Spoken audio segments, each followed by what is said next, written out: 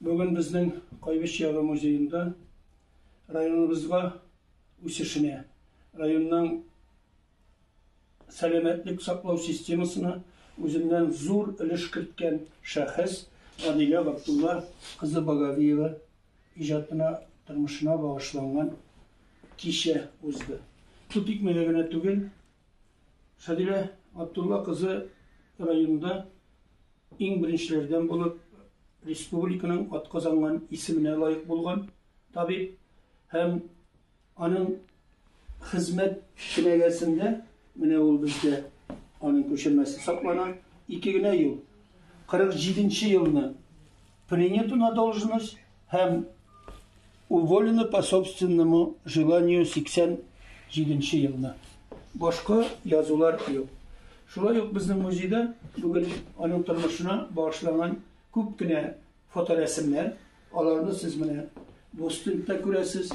Ol iş bölükten anın student yılları, anın bizning Özek Balnitsasında, Sırkavxanada işlegen yılları hem Adila Abdulla kızının dünya boyunca seyahat mezgilleri, hem Adila Abdulla'nın bunda türlü maqtav yazıları, gaile, fotoğrafileri, şulay yok, anın hizmet vaktinde kullanılan şahsi eybirleri, bunda hatta şul şırdağı şprisler, şul şırdağı ineler, şul şırdağı hazırında banka koyu diyenini unuttuk bütünley, bana her bir ana balasına koyaydı.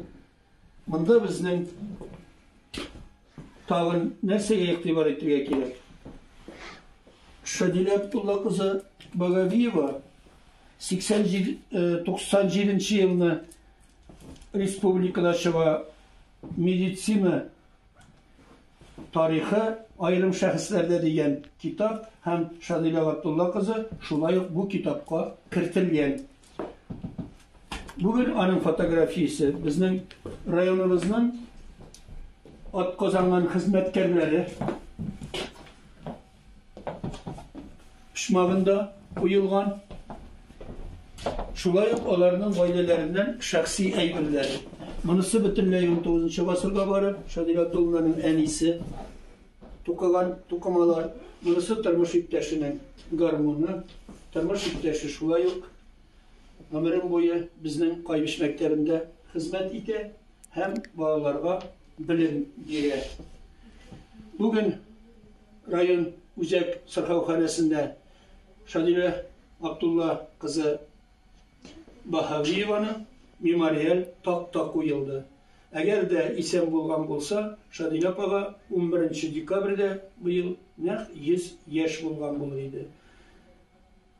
Rayonun meditsina hizmetkarları, avuldaşlar bugün büyük жылы motor sözler bilen Adila apani iske aldılar. Hem kileşekte de ol rayon halkı köngülünde şulay yaktı izli, ak köngüllü, şefkat tutaşı tabip bulup kalır.